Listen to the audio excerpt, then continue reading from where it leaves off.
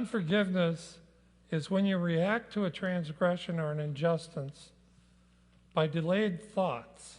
That's a key point there, delayed thoughts, such as resentment, bitterness, residual anger, residual fear, hatred, hostility, stress.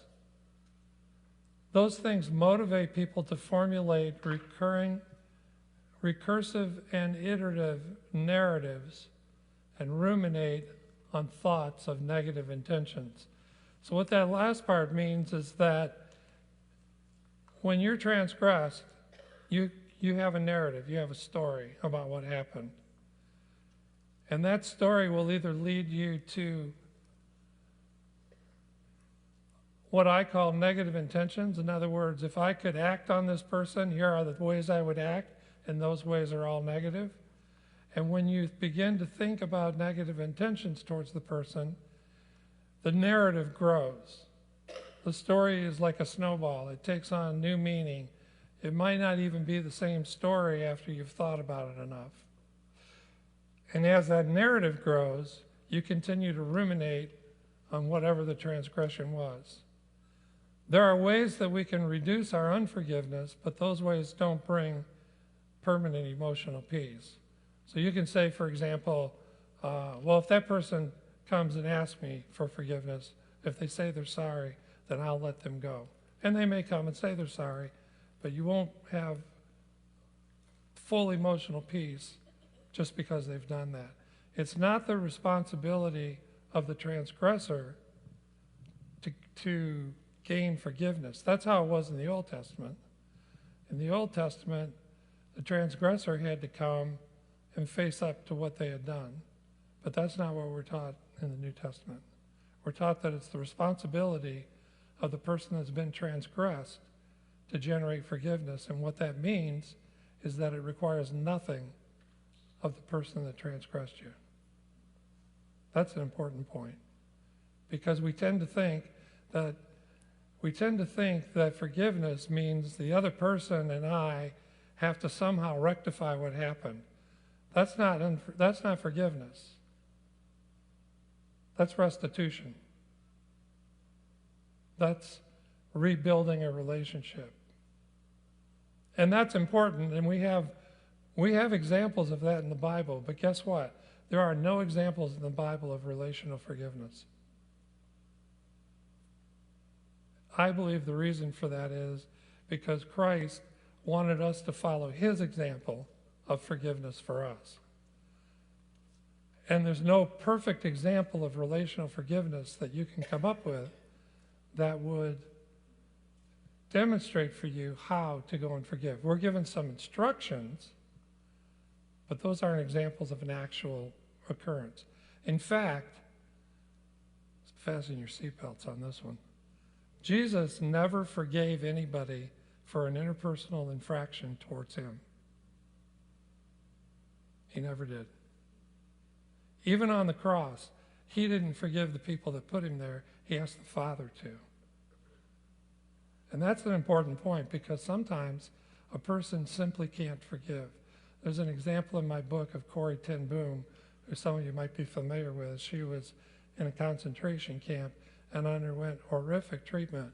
And years later, she had forgiven in her heart. But when she was out making a speech, one of the people that she remembered from Ravensbrück showed up and asked her for forgiveness.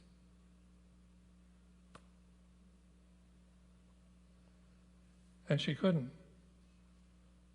So she asked God to.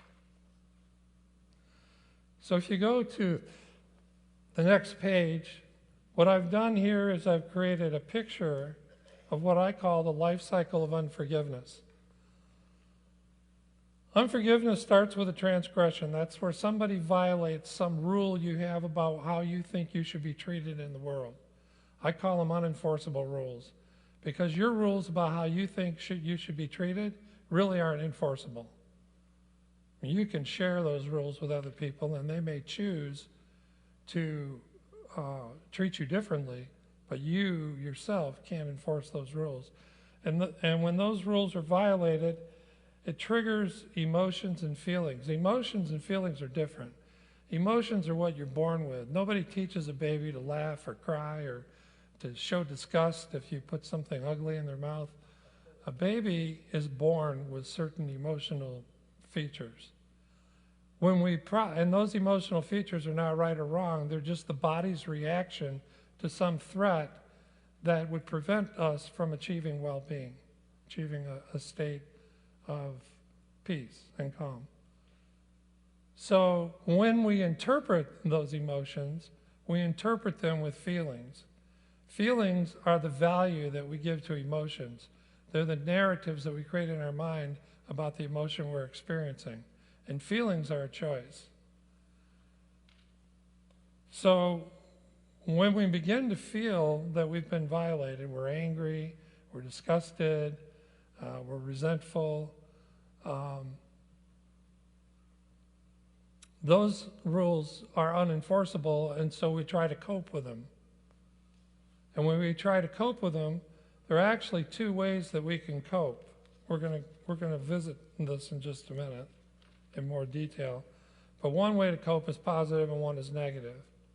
And of the ways to cope, in a few minutes I'll go over this in more detail.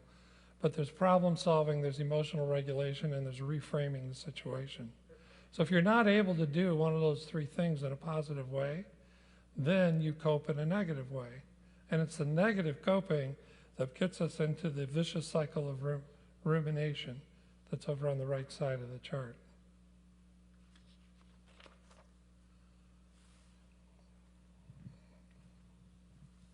Let me see if this will stretch over here.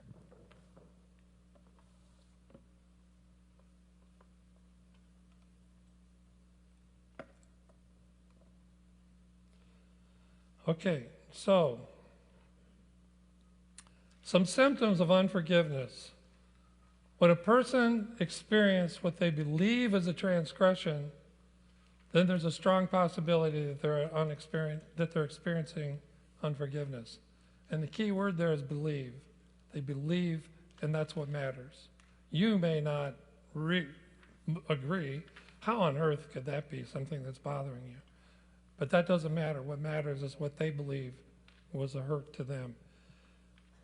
They're able to express how they feel about the hurt. They're able to tell you the story. They have strong feelings about how the effect of how the transgression has affected them. They have a story that describes it. They seem preoccupied with their story. They describe negative thoughts about how they want to respond to the person that transgressed them. They're not able to cope effectively with the transgression, which we'll go over in a few minutes. And they describe strategies to reduce their unforgiveness. And there's a lot of strategies that can reduce unforgiveness. But none of them, like we said, will fully bring emotional peace. It might make us feel better for a short time. But when we are unforgiving and we say that we've forgiven someone, we don't forget. That's a myth. You don't forget when you forgive. You may repress it. It may not be in the front of your mind, but it's still there. Once you've experienced a transgression, you can't unexperience it. So while you may forgive someone now, 2 years from now, something may happen to you that triggers a memory of that, and that memory brings back the rumination, brings back the stories, and so forth. So reducing unforgiveness on the next page describes desire to condone the transgressor's actions. The actions they desire to take against the transgressor develop in their mind. They develop a willingness to let bygones be bygones and move on. They believe that time and inaction will soothe the hurt. They demonstrate cold, bitter, rejecting behaviors. Reducing unforgiveness happens when we believe that we're incapable of forgiving the transgressor. So we acquiesce. When we want to forgive, to forget the transgression as if it never happened, as if they didn't mean it, as if it was a mistake. When we do that, that may reduce our unforgiveness, and that might create some acceptance of what the person has done, or the person takes accountability for what's done, By the way, forgiveness doesn't mean a person isn't accountable for their behavior. Forgiveness is about your relationship to that person in your mind and what kind of thoughts you have towards them. But it doesn't condone a lack of accountability. A person is still accountable for their behavior, even if they've been forgiven. And you're going to see an example of this afternoon in another film clip. Can you think of other examples of how we can reduce unforgiveness?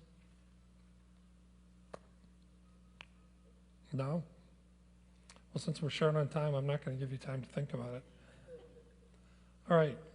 Let me do a little experiment with you here. What do you see? Tell me. Now you have to answer this one. Tell me what. You see a gown. You see a dress, right? And within the dress is a mannequin that's holding the dress's shape, so you can see what it looks like. Now let me show you what you're really looking at. It may be a little hard to see, but this dress is made up entirely of strips of paper from dictionaries that have been cut up. The entire dress. And they say the dress is actually wearable. I can't imagine, but I'd want my wife to go out in that, but just think of what would happen if it rained. So what you see on the surface is not what it actually is. It's actually made up of something that isn't apparent from a distance. That's called reframing. When we see something, we have to give ourselves permission to look at it from different points of view, to look at it more closely, to be less subjective and more objective about the facts of what happened.